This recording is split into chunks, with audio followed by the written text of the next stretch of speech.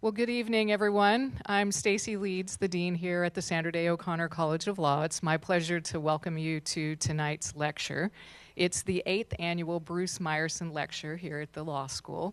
And I'm so happy to have all of you here in person, but I'm also very excited to have us for the very first time be live tonight alongside our colleagues at the law schools all across the country that are part of the Big 12.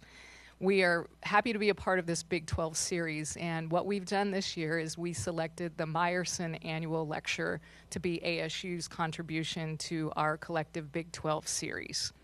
The moment for us reflects a growing reach of legal education and strength across collaboration of different law schools across the country and all of our shared commitment to advance the legal profession together. Today's hybrid event gathers all of us together, and it helps us to preserve our connections with each other, and also it sets forth what the present and the future convenings of legal education look like when we have legal scholars and practitioners all come together in this way.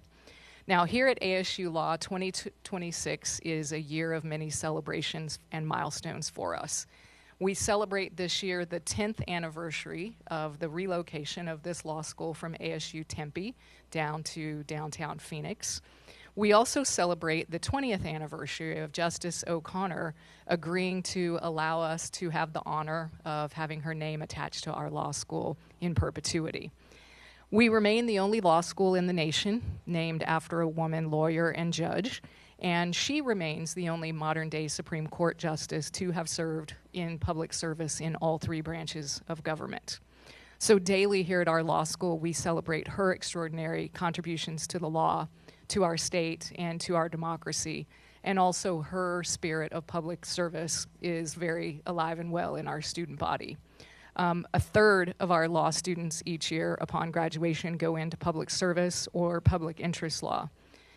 Tonight's lecture is the signature event of our Lodestar Dispute Resolution Center. This is one of the leading programs in dispute resolution in the field, ranked in the top 10 of specialty rankings in dispute resolution in the U.S. News latest rankings.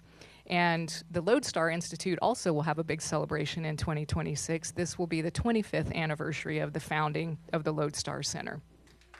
So yes, thank you. The work of the Lodestar Center is very central to our advancement of the rule of law and also to access to justice initiatives. But it's also very important because it speaks to the reality of law on the ground and how our profession truly operates. While legal education tends to focus on trials and the appellate process, the reality is that in our legal profession, the vast majority of cases are settled long before they reach a courtroom for trial. The Lodestar Center focuses on preparing our students and professionals for that reality. We're proud of the Lodestar Center's leadership and also grateful for the role that it plays in making this lecture series possible each year. It strengthens our broader commitment to innovation, to impact, and also to access to justice. I want to start tonight by giving gratitude and thanks to the Lodestar staff, including Jay and Kristen and Justine over here. Thank you. And also to the center lead, Associate Dean for Experiential Learning, Art Hinshaw, which I'll bring up here in a few minutes, but thank you for your leadership. And I'd also like to thank for their professionalism and support from our Department of Events and IT, Austin, Aurora, and Nathaniel. Thank you for making tonight possible as well.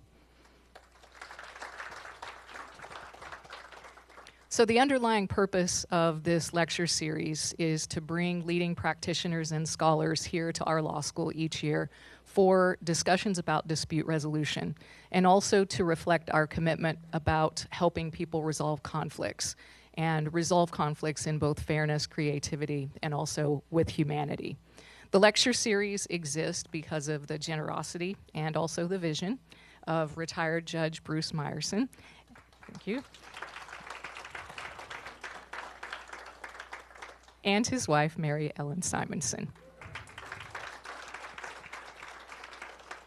I will mention that Mary Ellen is also a JD alumna of the Arizona State Law School, and she had a stellar career and continues to have a stellar career in employment law and education law, where she has served as an attorney, specifically a litigator, in various public and private entities. She also has served as outside corporate counsel and represented industry from financial, mortgage law, healthcare, and we appreciate her advocacy for the arts as well. So thank you. I want to reflect a bit on Judge Meyerson's career, and particularly his commitment to public service in the legal profession. After moving to Arizona and being an undergrad on ASU's campus, he left us for a bit to go to Georgetown Law School, where he served as the editor of their law journal. But then he came back to Arizona, and he started doing work like representing the United Farm Workers of America, and in so demonstrating this very early but clearly lasting commitment that he's had to public interest work during his time. He would go on to be the founder of Arizona's Center for Law and Public Interest, which continues to still do great work. And when Judge Meyerson was appointed to the Arizona Court of Appeals, he became the youngest appointee to that court. It's been a few years, but youngest appointee to that court. Following his remarkable time on the bench, he also served as general counsel for this institution, Arizona State University, and then later practiced in several leading law firms here in Phoenix. He is a nationally recognized leader in dispute resolution. The hours that he has logged are nothing short of remarkable, over 3,000 mediations, and also serving as an arbitrator on over 250 cases. We also have very much appreciated his national presence in leadership in the American Bar Association. That brings notoriety to our state and to our law school. For 30 years, he has been a professor here at the law school, teaching in arbitration and mediation courses. So I thank him for being a member of our faculty and for his contributions to our students. It's very fitting that our lecture bears his name, not just because of the accomplishments that I just described, but because of what he represents. A belief that law can be both principled and practical, and that it can serve individual people in very meaningful ways. We're honored to continue your legacy. Thank you again for the vision of this lecture. And at this point, I would ask that you'll join me in welcoming Associate Dean and Professor Art Hinshaw. He will help us with the introduction of tonight's honored guest, Keith Allred.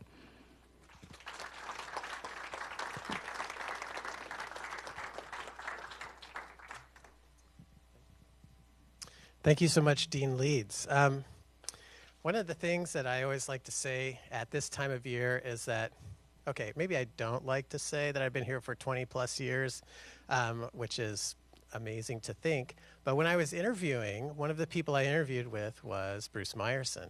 And I can't remember a time where somebody who wasn't a permanent faculty member actually was a part of the interview process. And the reason I bring this up is because it just goes to show how critical he has been in this field, not only in Arizona, but across the nation.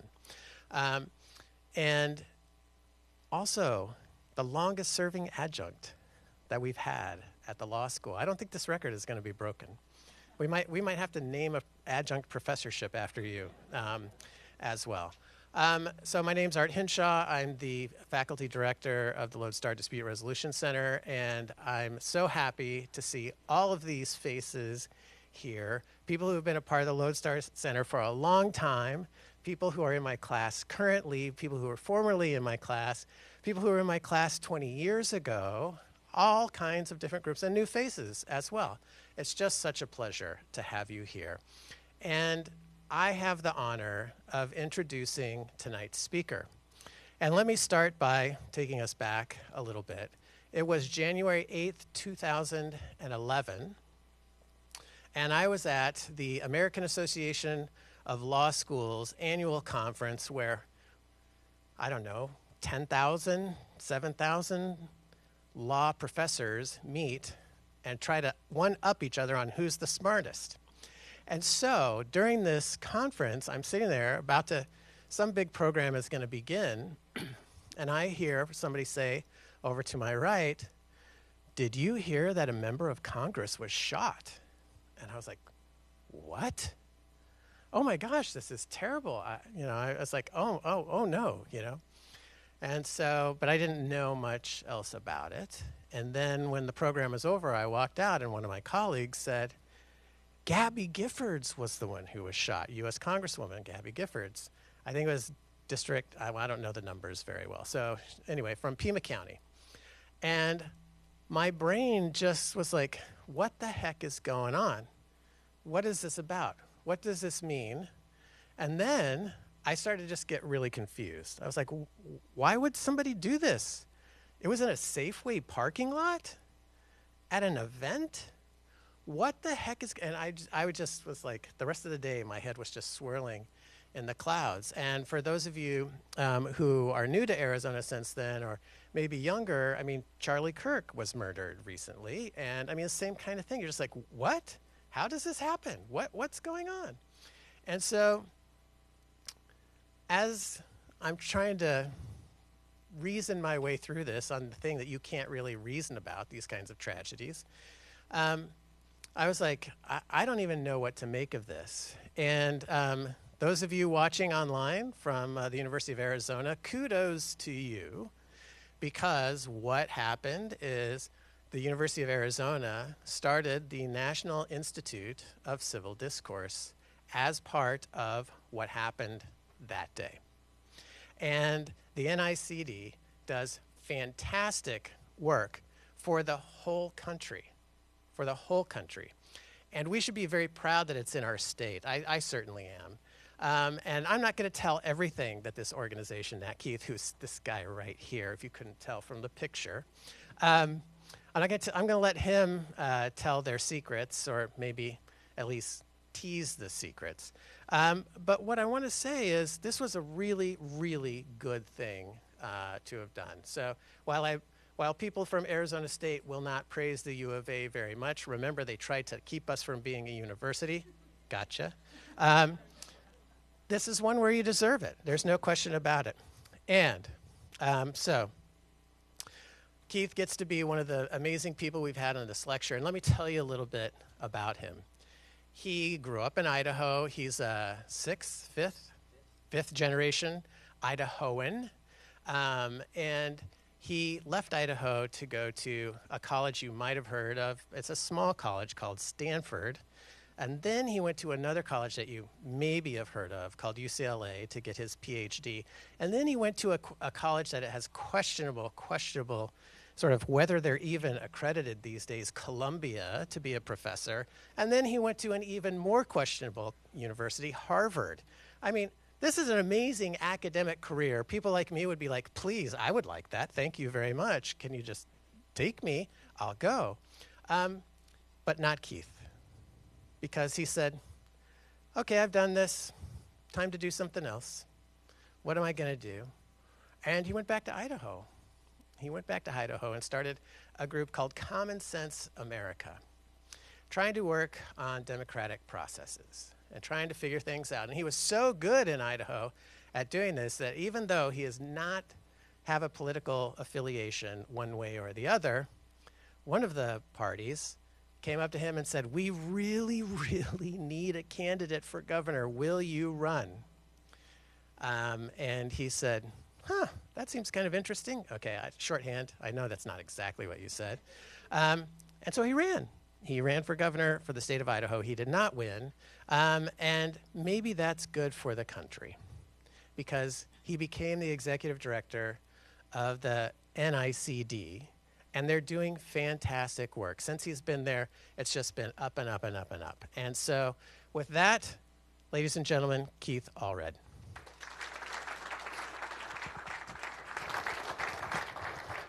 Thank you, Art. Thank you for being here. Thank you.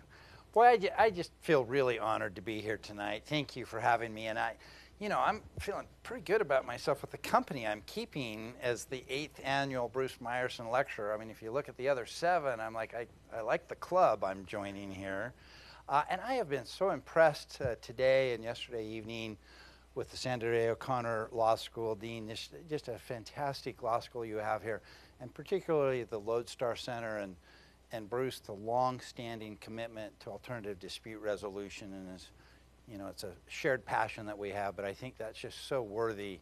So I am genuinely honored to be with you tonight, and that you would turn out to have a talk about politics. I mean, you're twisted or brave or something to do that. And so I want to just kick off a bit and describe how I often feel, and it seems like other people, and I just want to see if this describes how you're feeling. A bit of a sinking feeling in your stomach that something has gone terribly wrong in our politics. You have a sense that politics have never been that pretty, but it just feels like something's a little different now, more serious. And you start to even wonder, can we keep it together? How many people would say that's a fair description of what? I mean, it is sober times in our politics. So here's what I thought I would do today, is I would share with you evidence that it's even worse than you think. Not so like I do want to telegraph for you a bit of the emotional arc here. And you probably have an instinct a little bit like mine. When I hear myself saying, things were better in the good old days, there's a little bit of skepticism that comes in that says, a lot of times our nostalgia is painting things a little rosier than they actually were. And if you look at the actual evidence, things weren't really that much better in the good old days.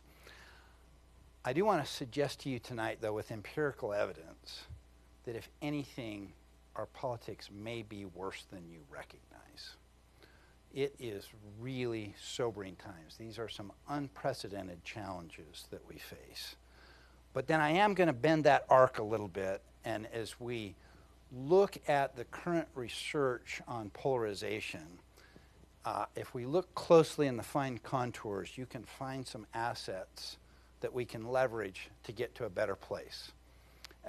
As Art introduced me, I got to a point where I was a little frustrated being a scholar with just how difficult the problems were, and so I want to get out there and try to do something about it. So it's not just an academic exercise that I'm going to share with you this data.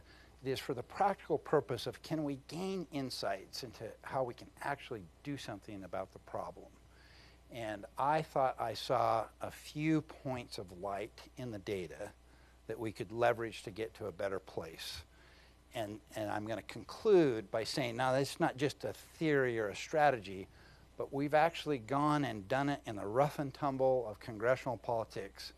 And we have an organization of 90,000 everyday Americans that is literally 4 for 4 in Congress of passing major legislation by demonstrating where we as everyday Americans agree across the partisan line. So we're going to get to a more hopeful place, but first I'm going to make you even more depressed before we get there. All right, so you ready to hear why it may be even worse than you think it is? So I'll start with this just phenomenal analysis done by 2 political scientists who came up with this ingenious way of analyzing the more than 14 million roll call votes that have been cast since the first Congress in 1789. And so essentially what they do with this is they look at how did Elizabeth Warren vote on a given roll call vote, who voted with her, who voted on the other side of her, and then they calculate mathematically the dimension that best accounts for the pattern of voting across all those roll call votes. And so they can score every senator and every representative on a dimension from -1 to +1 of where they are on this dimension. And so at the end of the last full Congress in 24, this is how the nominate scores look. They're called nominate scores. And so you can see furthest to the left was Elizabeth Warren. 4th furthest to the left was Bernie Sanders. Really tight competition to the right among Mike Lee, Rand Paul, and Tommy Tuberville. And then in the center for the Democrats, Joe Manchin, and for the Republicans, Susan Collins. So anybody who tracks politics says, well, it's clear what this is measuring. This is ideology. This is how conservative or liberal. That's not what they set out to measure. They were just calculating mathematically the dimension that best accounts for the pattern of voting. And, maybe not shockingly, it is ideology that accounts for that. So you can score every senator and every representative on that dimension, give them a nominate score, and then you can also average the nominate scores for each party and then look at how far apart those two averages are, and that's the polarization index. So that is a very rigorous, quantifiable way of measuring the degree of partisan polarization in the Congress. And so it's called the polarization index when you take the difference between the two averages, and you'll see that today it's at 0.884. If we go back to 1977-78, you'll see the polarization index was at 0.589, so quite a bit smaller. And you'll notice that the two distributions overlapped then. In fact, nearly 1/5 of the United States Senate was in that overlap space, whereas today there is a pretty sizable gap between the two of them. And we can chart then that polarization index over our entire history, all the way back to 1789, and here's what that looks like. So Congress is now quantifiably the most polarized in American history. And that's not the most depressing part. I'll put up a few chronological milestones here for you. To me, the most sobering part is that we have never seen a more than 40-year history of not only increasing but somewhat accelerating polarization. So we've had spikes in polarization before, but they tended to come down about as quickly as they spiked. What we have never had is this kind of long-term run and building of polarization. That is new. And it suggests that something deeper and more systemic is going on this time. And it's a bit of a complicated story exactly what's going on there, but the first order effect that explains this is that for the first time in the late 70s, the two American political parties began to sort themselves ideologically. For a set of odd historical reasons, we had always had political parties that had a mix of liberals, moderates, and conservatives in them.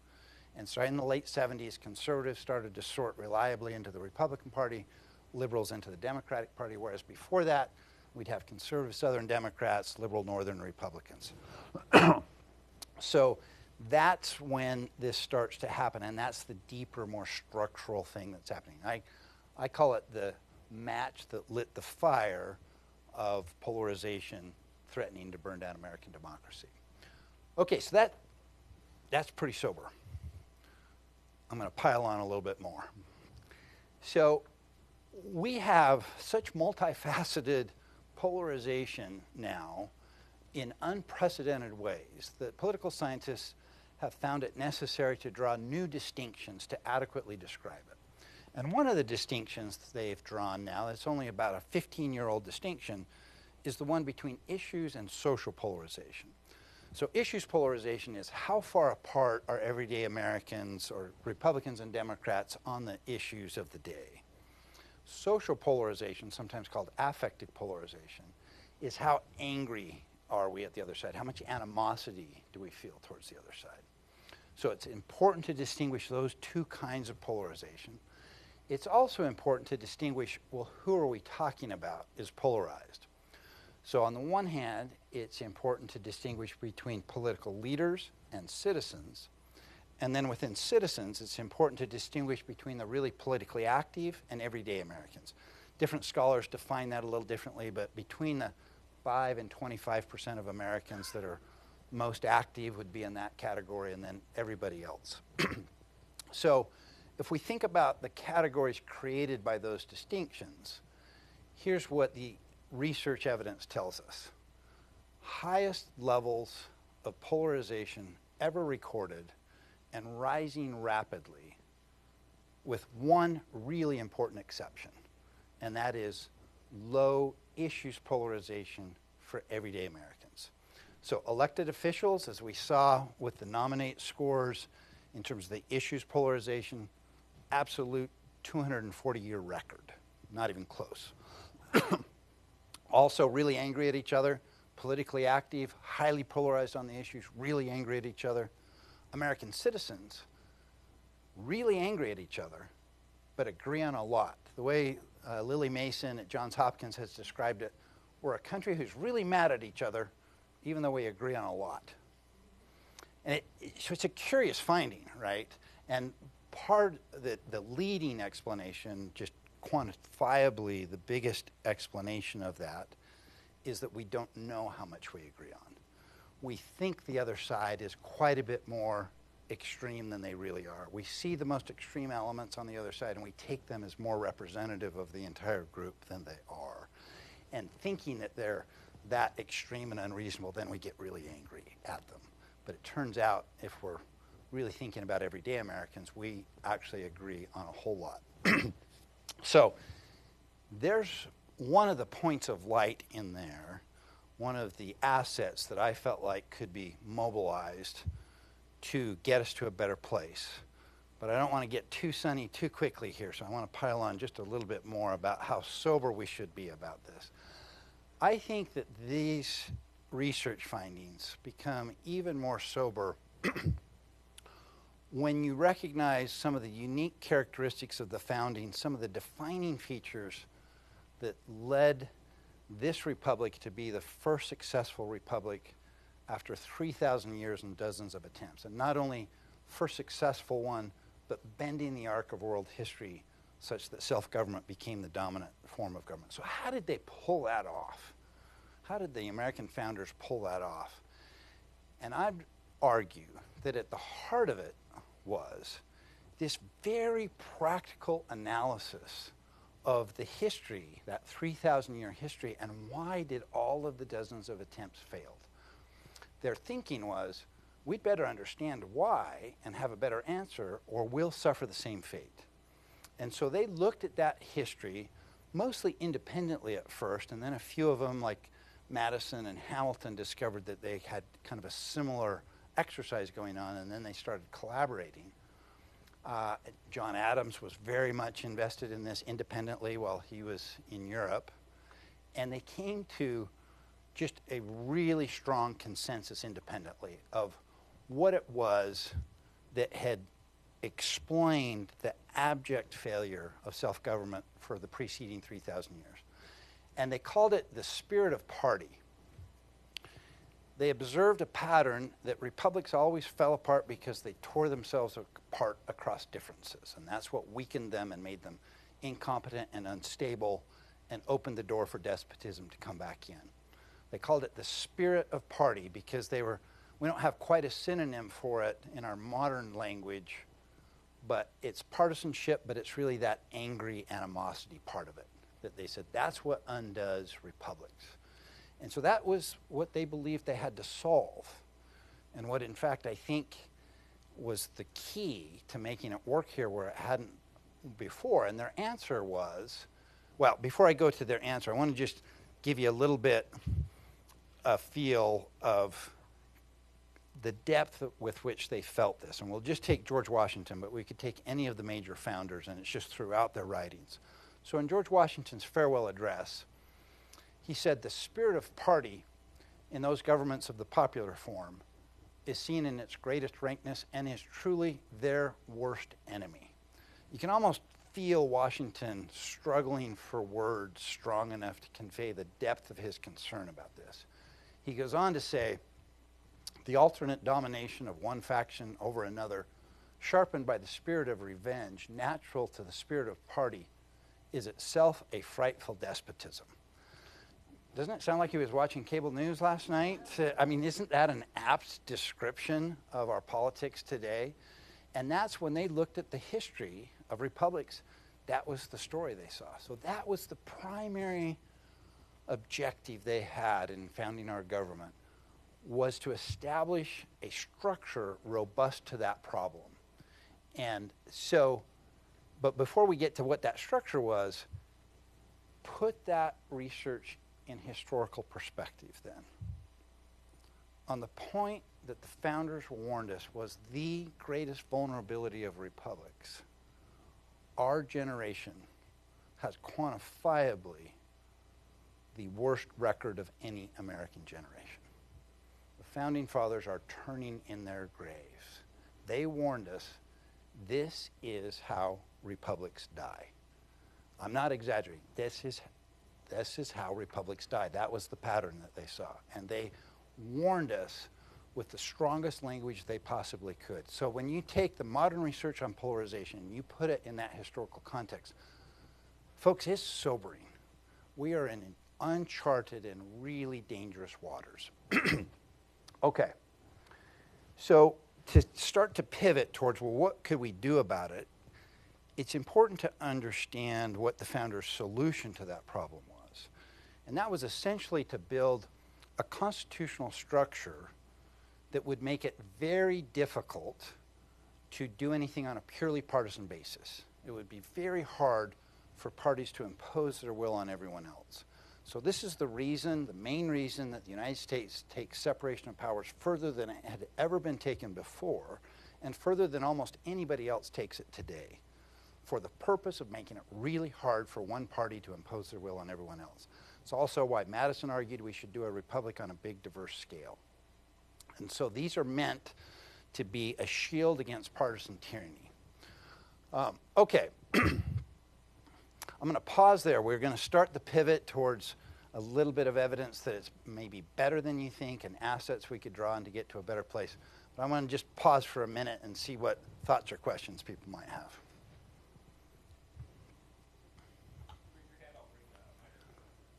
And we'll keep this part of the discussion a little bit short because the best stuff's at the end with what can we do about it. But I do want to just make sure we've kind of felt the magnitude of the problem here. I do feel the magnitude of the problem. And I'm wondering, when you were talking about the social and policy, what's the word I'm missing? Polarization. Polarization, Yeah. thank you. The social and policy polarization. The politicians did not feel that, or when you looked at the politicians, there wasn't any kind of shared policy that they feel as polarized on the policy side as they do on the social side. Yeah. And I'm just wondering, are they the ones who are leading, kind of the leading edge, and that's why everyday Americans believe that they are more polarized than they actually are? And if that's the case, maybe that's where you're leading us, and you'll tell us what can be done about it. I hear in your question a little bit like that's an even sober, another level of it. Like, doesn't that make us kind of cooked if that's what's going on, right? If not to put too fine a point on it. Yes, absolutely. And the research is pretty clear that the political elite, the elected officials, led the polarization. It started there and then has been cascading down much more quickly and powerfully on social polarization. Issues polarization has been surprisingly robust, but probably inching that way also. And a little bit, I think, to where your question was going, the research also suggests that they are in a unique position to help turn it around. That when we see politicians from across the aisle engaging constructively together, it really brings down the temperature quite a bit. And that is where we're going to go, is how do we engage those, but recognizing just how difficult it is to engage those elected officials, given that at no time in our nearly 240 years under the Constitution have we faced a Congress like this.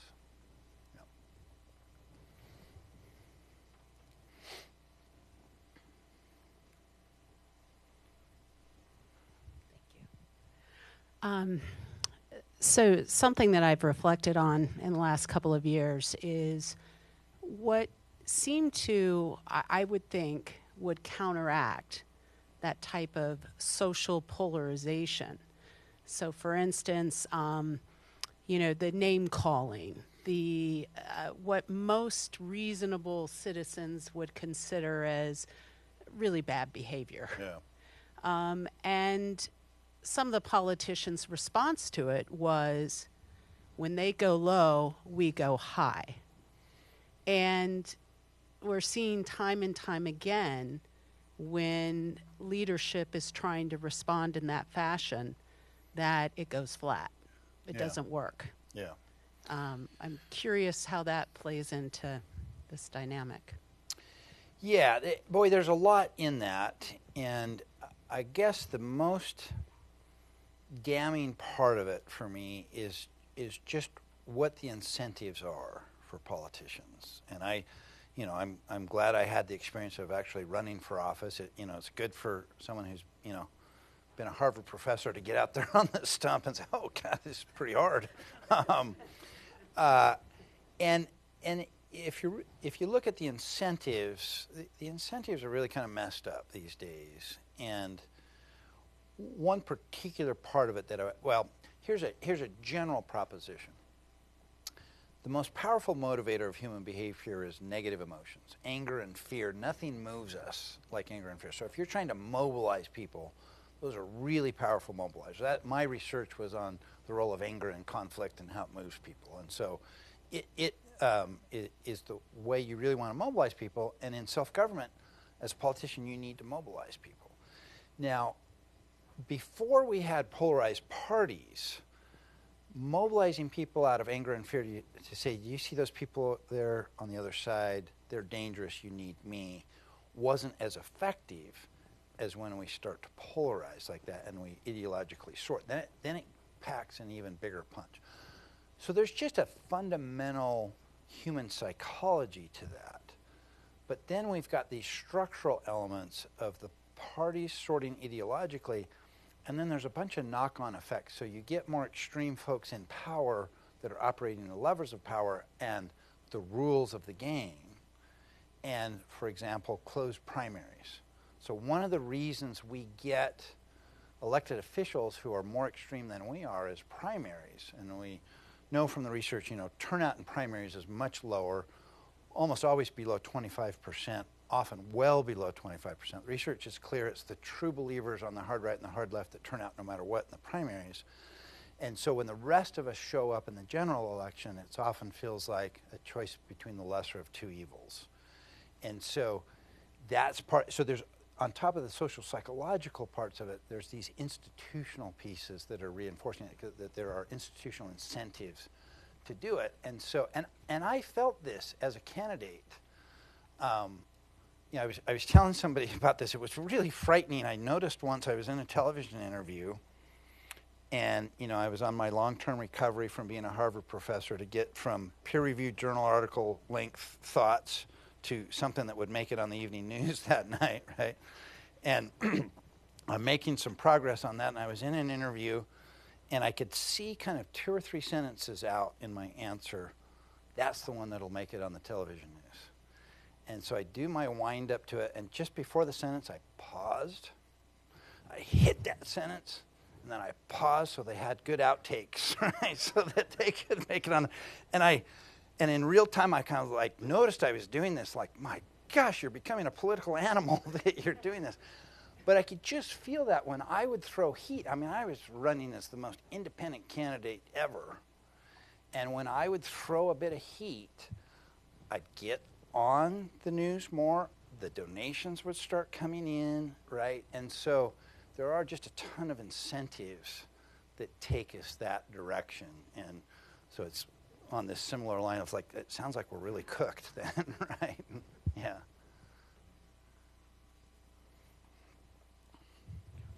One more back here. That leads into my question. One of the things that's changed the most in my generation is media and the instantaneous news and social media. And I'm wondering if there's any research on that and what you're talking about. All the research on that would confirm exactly what you think. It is the way I describe it is a huge accelerant. You sort of, for the most part, have to have the fire started already. And then, under conditions of polarization, social media that really is slamming the other side is much more effective than if we weren't, if we were ideologically mixed. And cable news, when cable news started, it wasn't so polarized, right? And CNN, the first of the cable news channels, was really trying to be a news channel to all. But once polarization started, that then made it a winning business model to play to that anger and fear. That's going to get people to come, and that makes the social media algorithms work that way. And so you kind of need the polarization as the precondition to make those accelerants as fiery as they are, but then they are incredibly powerful accelerants. So they certainly are amping it up. I'll just mention one of the other really big accelerants. So starting in the late 1970s, the two parties start to sort ideologically. In the 1990s, they start to sort socially for the first time in earnest. In the 60s and 70s, if you knew what race somebody was, their education, how often they went to church, whether they lived in a rural or urban area, it told you almost nothing about their party. Now it's highly correlated. So we've stacked much more personal social identities on top of our partisan identity in a way that's unprecedented. And that's also part of what gives it that tribal feel. And so then these, just like a fire, build on each other, right? So if you've got that, and then you've got social media algorithms playing to that, and then we geographically sort, and so it just is this conflagration that is building on itself. Thank you, sir. So my question pertains to the idea of issue polarization within everyday Americans.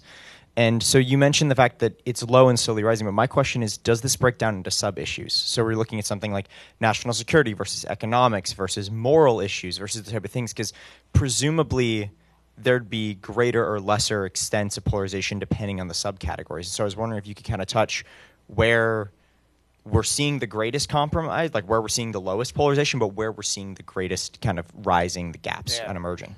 Yeah, good question. And here, if you actually look at the evidence, it would surprise you. It's not what you think it would be. And so you can't really go by topic or cultural war kind of things. So you can go abortion, immigration, gun control, and as low of issues polarization as on other issues. It does vary, but not in very predictable ways. And on many of the what we would think is the most polarized issues, there is actually quite a bit of agreement. Here is the distinction, though, is how general do you pose the question? And if you do it at the 30,000 foot level of abstraction, then you see the biggest differences. So if you just ask people, are you pro-life or pro-choice, you see very partisan differences. If you ask, should abortion be legally available to a woman who has been the victim of rape or incest or her health is seriously considered, that'll be the low 90% of Democrats and the high, it's like 88% of Republicans and like 92, 93% of Democrats on abortion. I mean, it's just really quite small. And I could go issue after issue that if you get a little bit more concrete, then you actually find that they agree. It is faith restoring to look at the actual data on that and go, oh, geez, we aren't anywhere near as polarized as we thought. It's not that there aren't some differences, but they're just not anywhere near what we thought. Okay, let's start moving towards, well, what the heck can we do about this? So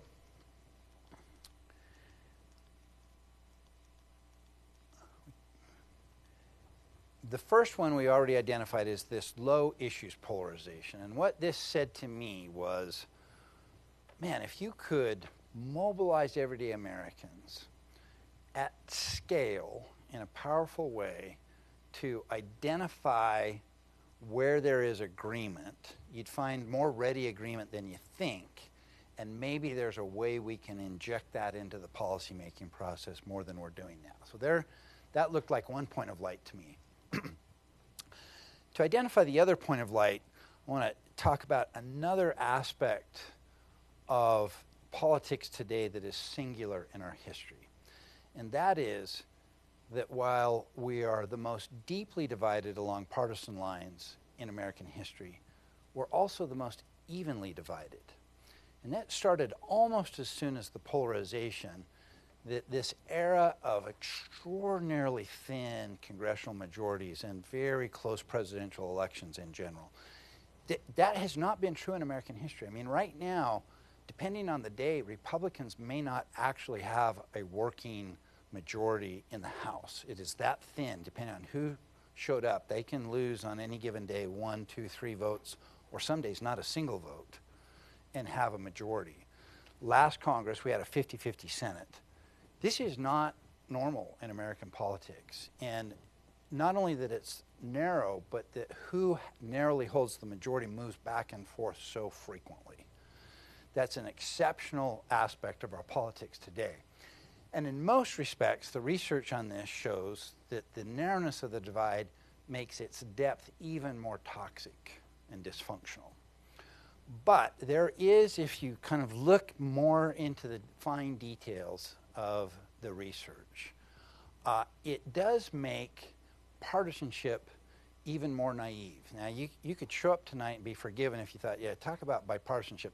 Isn't that kind of a quaint, old-fashioned idea? Isn't that kind of naive? Really, it's partisanship that is naive. Given the structure of our Constitution, by design of the founders, it is very hard to pass things on a partisan basis. And that's been the nearly 240-year trend line. If you look back through major new policy, it is far more frequently passed on large bipartisan bases than on narrow partisan bases. So the 1964 Civil Rights Act had a higher percentage of Republicans in the House voting for it than Democrats. It was hugely bipartisan. Okay, and that's been the pattern. Sorry, speak up a little bit. And I'm going to put I can feel my voice giving as I go, so I'm going to put the mic up a little taller. I'm going to take a drink of water.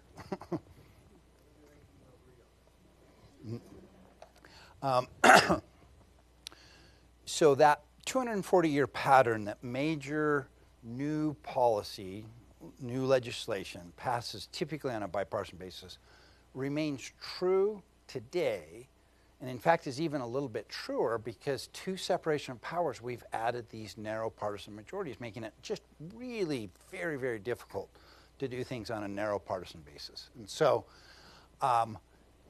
that analysis had been done, that it makes it hard to do things on a partisan basis. But this last bullet point, nobody else has drawn this conclusion. This is mine. But it also then means that those few remaining members of Congress in the center wield outsized influence. They are at this fulcrum where it's very finely balanced, and it only takes a couple of them to move, and it swings the day.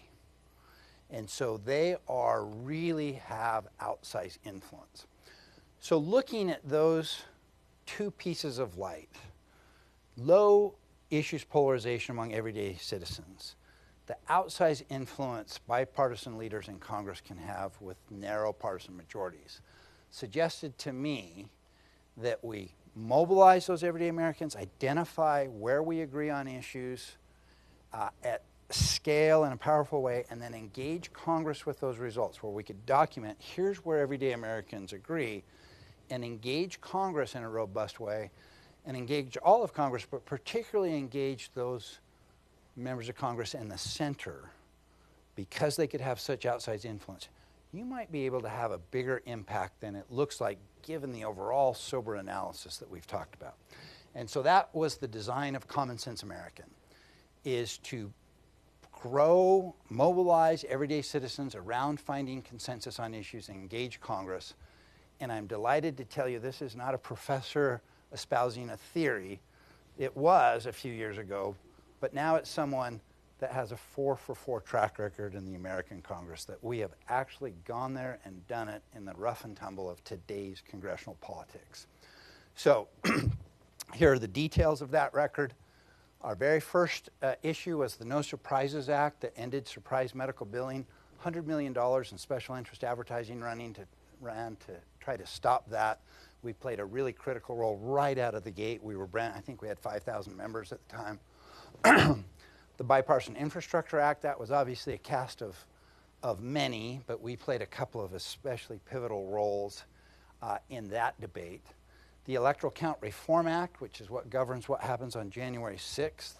So that fortifies peaceful transitions of power for generations to come. One of the proudest things in my life to have been a part of that.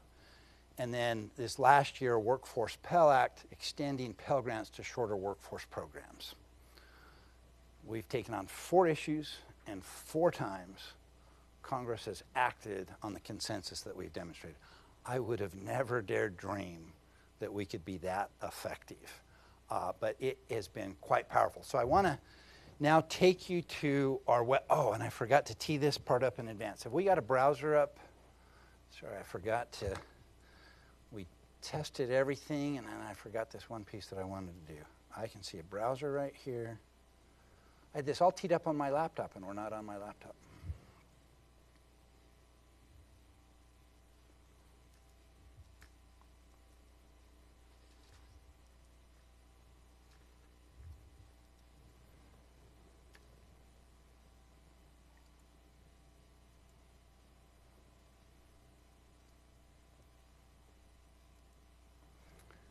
Okay, so this is the Common Sense American homepage. Feel free to go there tonight, commonsenseamerican.org.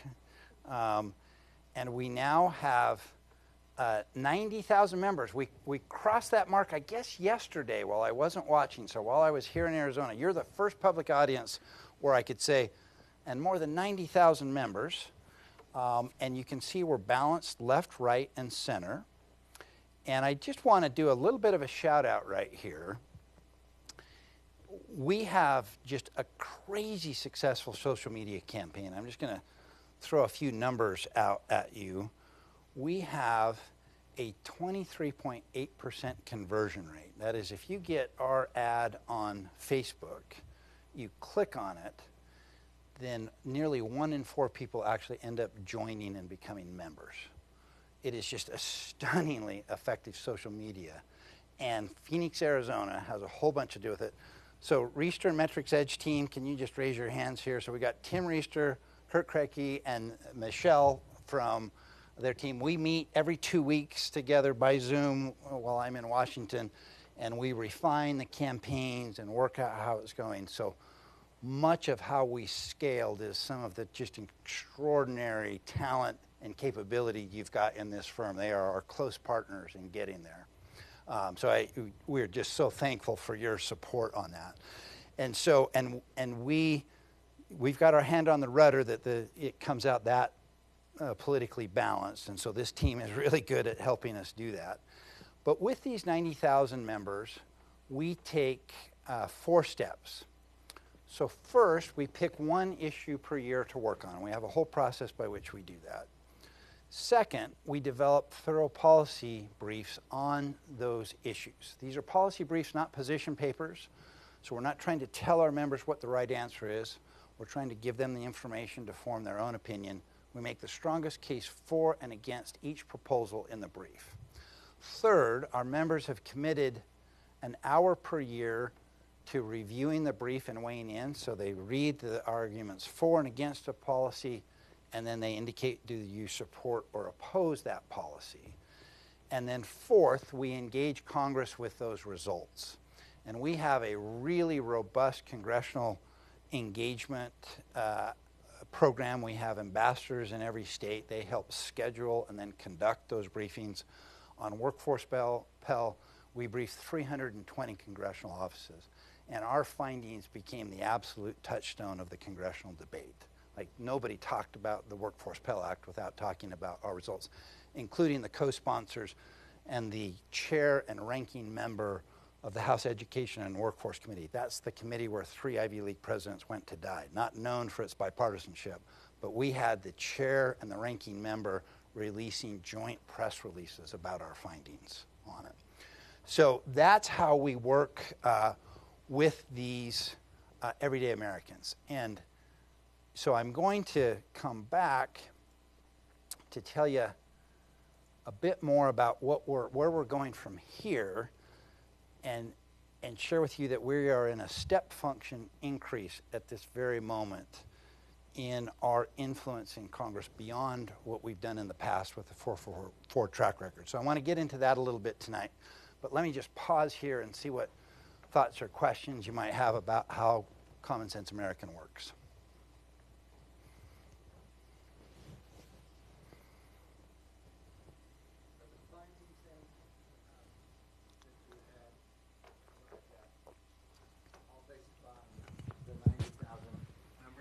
Yeah, that's right. Yeah, and we'll do. in my former life, I taught survey methods at doctoral seminars at Columbia, and so I know a little bit about surveys. And so we do a lot of things like weighted averages and stuff to make sure that it's representative, and we test it in various ways to make sure that it is representative. But we can give a quite representative. We can bring representative in this way of here's what a large representative group of Americans think if they have a chance to get deeply informed on the issue.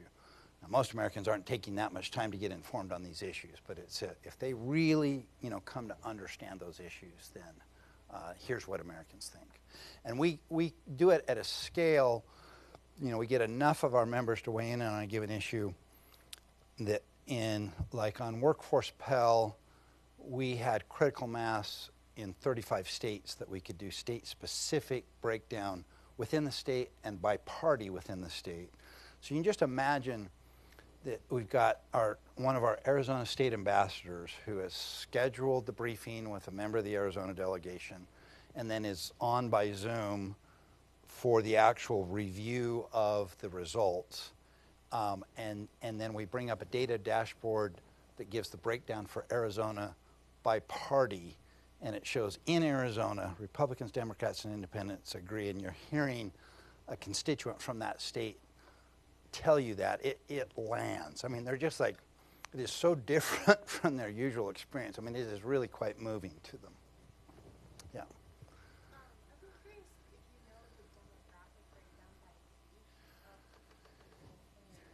Yeah, I'm going to not take the time to bring up our data dashboard, but here's our team that we review. And so we've got it broken down by every demographic you can imagine. And in general, here's what I would describe. It is, we do skew a little upper socioeconomic status and a little bit older, but less than I would have thought. And over about the last 5 or 6 months, there's been this trend towards younger and less educated. So we're actually becoming a little bit more representative over time. And that, to reach to that level, even with a team as good as this team, to balance across all of those dimensions, that's, the rudder that you have to, is not usually that precise, but it's coming out remarkably well for us now. Yeah. Hello, thank you for being here. You mentioned earlier that there were certain indicators that helped you balance each partisan. So what were those indicators of the individual that you're targeting? In terms of who we're recruiting for the membership? Yeah, let's say one day you get 75 Democrats and 25 Republicans. Yeah. So the next day you want to target Republicans. Yeah. What were the different indicators in the individual, or maybe attributes would be the better word? Yeah, I mean, we, for the most part, I let these guys answer some of the question because I'm like saying, guys, what's going on with this? And they're educating me. But the main thing that we're keen on is the partisan breakdown. And, we can't do it quite on a daily basis. So we meet every 2 weeks. So we've got 2 weeks worth of data to say, okay, how did the last 2 weeks go? And for the last while, the swings have not been that common. So a pattern will set in a given season that stays pretty robust for a while. And then the winds will shift. I'll give you one example. In general, there's some important exceptions to this, but in general, we find whichever party is more out of power and more frustrated, we get more of them kind of naturally in the net. And so we have to design campaigns to appeal to the party in power a little bit more to keep it balanced. That's basically what happens. And then for the most part, the rest of it kind of falls out pretty naturally. Is that a fair answer, you guys? I'm just parroting back what I learned from them. But yeah, it's not. It's kind of surprisingly stable. I'll give you one, though, just our biggest swing ever is when the Dobbs decision was leaked. And then we suddenly started getting so many more Democrats. I mean, that just fired Democrats up. And you could, within 48 hours, it just, it's like, you use the sailing metaphor and a rudder, and it's like, man, we got to change tacks now. And it really changed abruptly. but mostly it stays pretty steady. Yeah.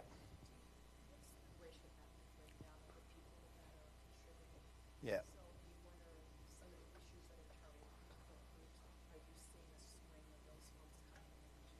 Yeah.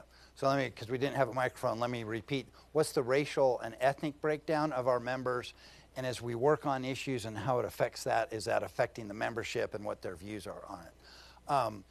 Every issue we've ever done, we've tested, is there a difference between racial and ethnic groups on it?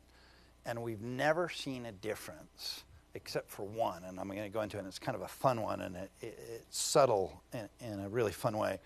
But if you think about like our issues, so surprise medical billing, are African Americans and Hispanics more or less against surprise medical billing? It's just not really now if we knew from the research and the brief showed this, that those groups were disproportionately victims of surprise medical billing. So if anything, they just feel a little stronger in the direction of whichever way the majority is going. Here was the kind of interesting, subtle finding on workforce Pell. Boy, this will show you just how deep into the weeds we get on the policy. So we had 89% support for extending Pell Grants to shorter workforce programs. And then we got into the details of, and there was a similar agreement in Congress, but a fair amount of disagreement about what are the appropriate guardrails to put on these programs to make sure they're high enough quality that they qualify for Pell Grants. And there's quite a bit of differences there, and rather partisan differences at that level. And one of the big ones was for-profits. Republicans were really in favor of letting for-profits qualify if they met certain quality outcomes. And Democrats, led by Bernie Sanders, who was chair of the Senate Health Committee, were really against it. And when we posed the question generally, particularly African Americans were kind of equally supportive of workforce Pell as the general idea. And if you had for-profit in there as the only, you let for-profit in there and you didn't have other quality guardrails, then African Americans were more against for-profit than the rest of the population. But if you had the other quality guardrails in place, they were more in favor of for-profits. And as we talked to a few of our members, there was a clear story. It's an access issue that for many African Americans, for-profits were the only ones that were available to them, but they also had friends that had been scammed by for-profits. So they said, we want for-profits, but you better have these other. So they had the most nuanced views of anybody in it. And so Bernie Sanders was chair of the Senate Health Committee. He was the one really wanting to say no nonprofits. And it was remarkably interesting to go through those results with him and say, you're saying this on behalf of this group of people and they disagree with you. They want these other kinds of quality assurances and then for-profit, and that's a little bit how we carried the day. So that's a really nice example of and you can see just how subtle we get in it, and we're at a level of detail on policy and the different constituencies that nobody else is reaching. And then it influences the policy. I mean, it gives us real credibility that way. Okay, I want to tell you a little bit of the exciting stuff of where we're going now. So let me get this back on full screen. So we are now working even more closely, and that's really an understatement, with the most bipartisan members of Congress. Right now on the hottest topic going. I'm going to get to that, but let me build it up a little bit. So here is the most fundamental feature of American policymaking today that almost everybody misses. And that is, over the last 10 years, the real center of American policymaking has not been the White House or the Speaker of the House or the Senate Majority Leader. It has been senators and what their name for themselves is the Bipartisan Common Sense Coalition. If you ever even heard of the Common Sense Coalition? This is where American policymaking has been happening for the last 10 years. The news would never clue you into this, but let me just give you some of the details on this. So up until this Congress was chaired by Senators Collins and Manchin. Remember the two folks who are the most in the center. And other mainstays include former Arizona Senator Kyrsten Sinema, Mitt Romney, Lisa Murkowski, Michael Bennet, and some others that were the mainstays in this. And over the last 10 years, they led all 6 of the major bipartisan acts of Congress. So just to specify those, 3 of the 6, we were close partners with them, so no surprises. Bipartisan Infrastructure Electoral Count Reform Act, and even without our help, they managed to do CHIPS and Science, Respect for Marriage, and Safer Communities. Okay, and the full list of there have been 9 major pieces of legislation passed in the last 6 years, in the last 10 years. So they account for 6 of them. They absolutely drove them. There have been 2 passed on a narrow Republican basis, the first Trump tax cut and the One Big Beautiful Bill, and then 1 on a narrow Democratic basis, the Biden Inflation Reduction Act. So just to quantify this a bit, this Senate group that you've probably heard very little about has been 3 times more powerful than the entire Republican Party and 6 times more powerful than the entire Democratic Party on the thing that counts the most, and that is, can you actually pass legislation that addresses the issues today? That has been the real center of American policymaking. I mean, it is absolutely missed by the media. The media, as we've sort of talked about, is drawn to the partisan food fight. But given highly separated powers by design of the founders and narrow partisan majorities, if you hear there's a strong partisan food fight, there's your first clue. You can turn the television off. It's not going anywhere. By design of the system, added with narrow partisan majorities, it is designed that way. It's like if it's a partisan food fight, you can't get it through our complicated system. Okay, you don't have to get into hysterics about it. The system is going to make that very, very hard to do. Now, if you want the hard work of actually passing legislation, you're going to have to get a bipartisan majority. And in this day and age, the way that has happened every single time is you start from the center and work out in the Senate. And it's that group of leaders that do that.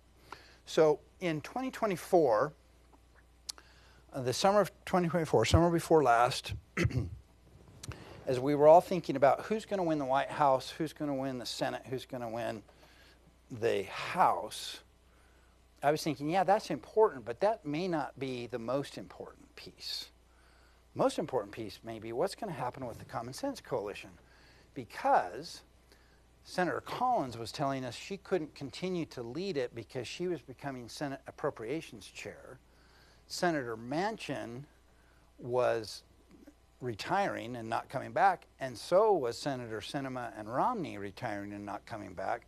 And so I'm like, what's going to happen? This is where we make policy in the United States, if we make it at all, and we're losing that. That's where the attention should be. Folks, I got about as far out of my lane as I have ever gotten in my career, and our office is about 10 minutes from their offices, and I went marching into Senator Murkowski's office and then into Senator Bennett's office, and I shared this with them. I said, this is an impressive track record you guys have. We have got to keep this going. Senator Murkowski, I think you should be the next Republican co-chair. Senator Bennett, I think you should be the next Democratic co-chair. I mean, we had a pretty good relationship, but like, Keith, you know where the door is, right? And they paused for a second. I mean, there were individual discussions, and I said, and while I'm at it, I've got 2 ideas for how to strengthen that record. And the first idea, so I did persuade them to become co-chairs and to strengthen the record in 2 ways. And the first is, I said, I think we ought to create a House group like the Senate group. And I introduced this idea with the old quip on Capitol Hill that the other party is the opposition, but the other chamber is the enemy. Now, I'd heard that saying a lot on Capitol Hill.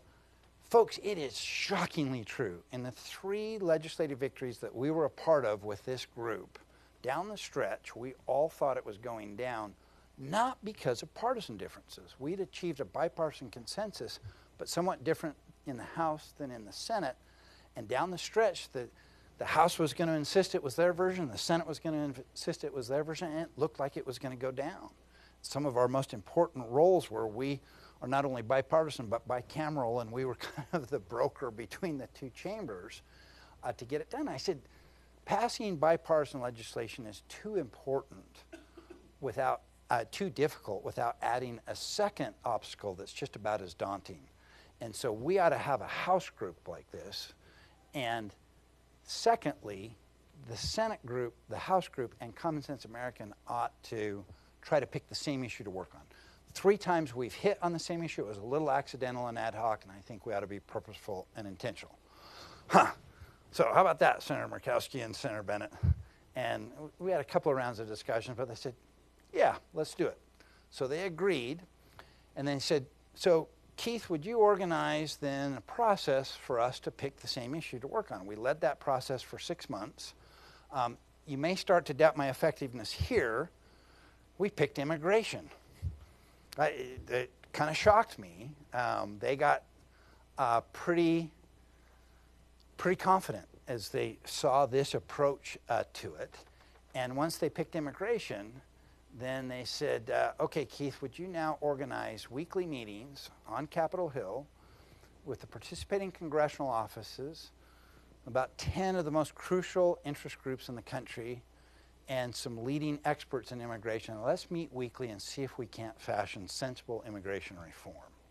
So since mid-October, we have been doing that. It is phenomenal. Senator Murkowski has said this is the most impressive legislative process she has ever been a part of. And I mean, on the 10 crucial interest groups, we have literally the U.S. Chamber of Commerce and the Business Roundtable to the Teamsters involved in it. And just a surprisingly constructive, substantive exchange of ideas and what are the problems and what are the best solutions, and bringing those that have the strongest support, which we are continuing to refine. And they, about every 4 or 5 weeks, you know, the pattern has been they ask us to do something and say, Keith, could you do this? And I'm like, yes. And I'm like, in the back of my head, I don't have nearly the resources to do all that. And I'm like, but I'll go raise the money and do the resources. And we just really try to do a good job of it. And so 4 or 5 weeks later, say, yeah, that was really good. Keith, could you also do this? Yes. And so we have just been stretched right to the edge, but it's just been a remarkably satisfying experience. So that is what we're up to now. I think we're going to take a step function forward even over our 4 for 4 track record and what we can do. Now, I'm not guaranteeing that we're going to get immigration through. I joke I'm optimistic we're going to get something done on immigration. I get us a 10 to 15% chance. And in Congress on immigration, those are pretty decent odds. So I want to, I'll pause here and open it up for some closing questions, but I just want to take a moment to show you 2 videos. So I've been representing several things here tonight, but I want to have you first hear from the senators themselves what they're saying about the role that we're playing.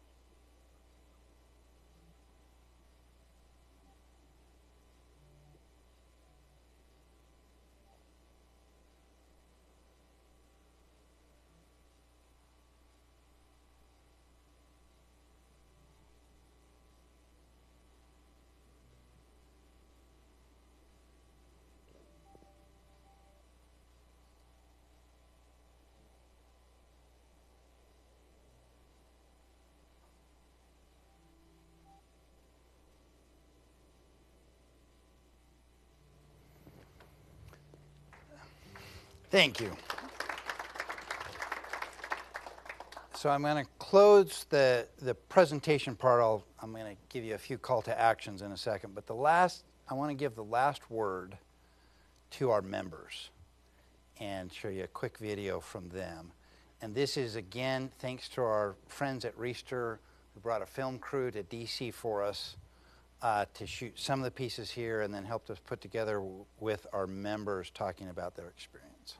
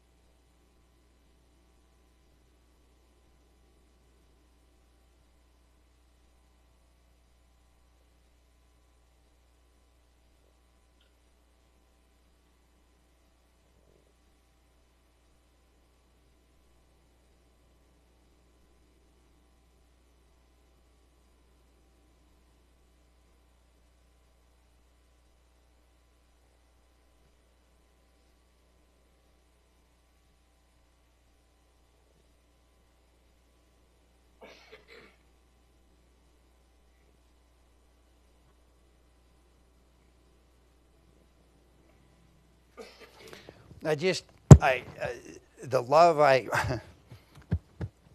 I have for those members of 90,000 Americans who are standing up. Folks, we have the good fortune and the blessing to live under the most successful system of government the world has ever seen. Our generation didn't do anything to deserve that extraordinary blessing, but it does fall to every succeeding generation of American to be the custodians of that. And on the point that the founders warned us was the most critical point to make self-government work, our generation has the worst record of any American generation. Folks, that is not okay. I feel a deep moral imperative that we have got to step up and do our part to hand this off to the next generation in better shape than it is right now. We have found a remarkably powerful way for everyday citizens to stand up to do that. And so I hope that you'll join us in this effort, and there's a couple of ways that you can do that.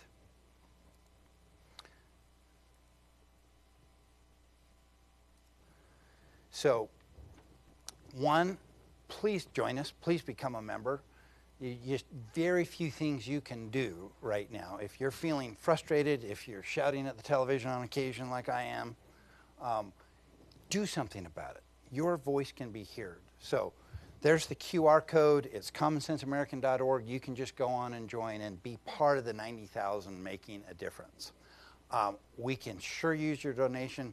We are just trying to answer the call to Congress right now on immigration to say, can you do this for us, and do the kind of policy making that we all hope Congress would do, but we are being stretched thin, so we could really use the contributions.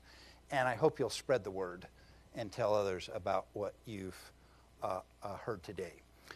So that's the going from the very sober, these are really challenging times, to points of concrete hope that we can do something meaningful about it. That is the message that I hope you'll take away. And let me just pause there and see if there are any thoughts or questions. Thank you very much, and congratulations on all the wonderful work that you've done. Totally agree that those moderates are the key. The problem that I see is those moderates are leaving. Yep. And, there are fewer moderates in that group that you've been working with today than there were just a short while ago.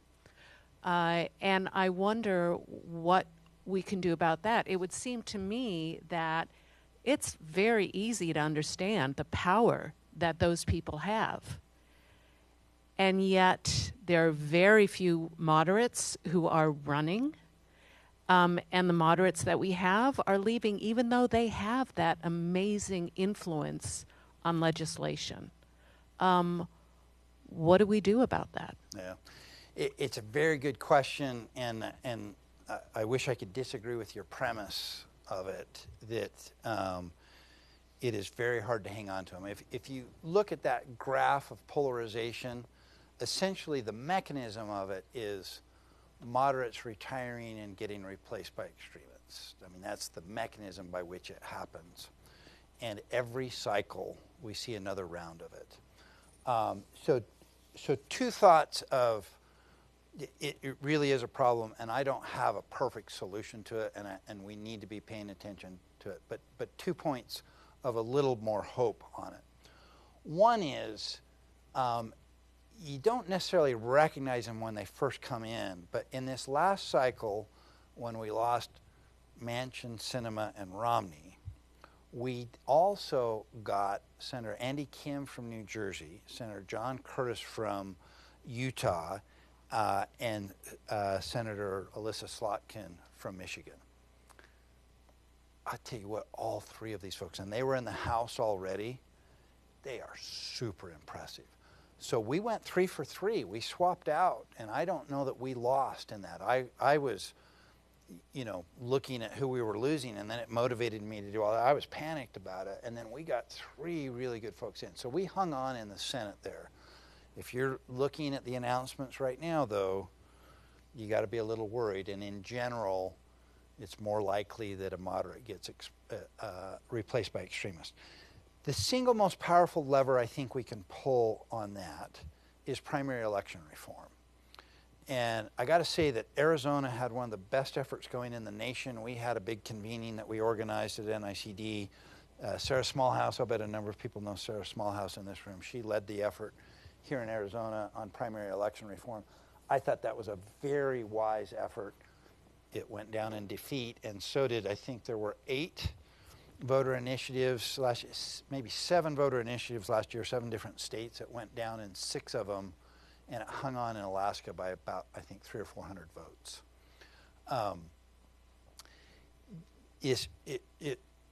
We really do need to get the primaries fixed so that, and in general, the combination, like Alaska has, of a nonpartisan primary where Republicans, Democrats are in the same primary, the top 4 or 3 or 5, and we're still doing the research on which is optimal, advance to the general election regardless of party, and then you have ranked choice voting, appears to be the best thing there. It's not a silver bullet yet, and there's the specifics of the rules turn out to matter quite a bit, and we've got a lot to learn yet, but that's the single most promising lever of what we can do about that.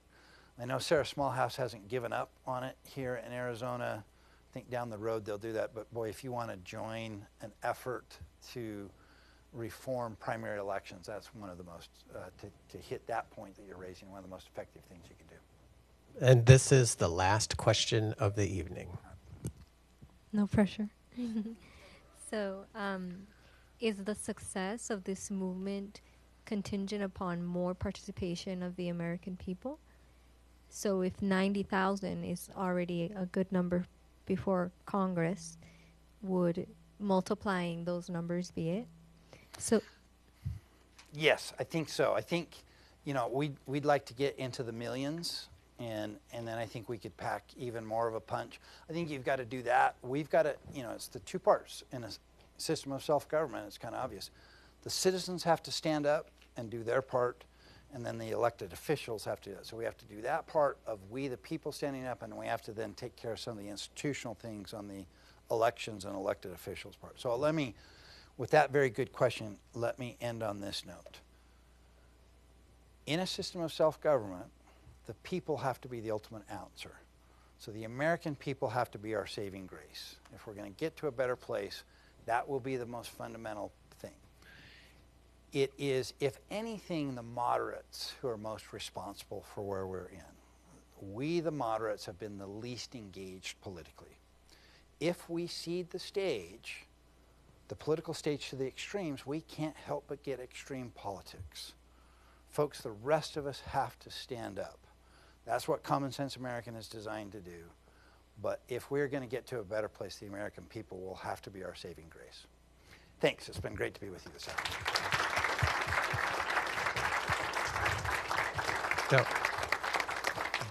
Don't go anywhere. Right. Stay up here for a second. Stay up here. Judge Meyerson has something for you. Well, I was on the original board of NICD, and we never envisioned anything like this.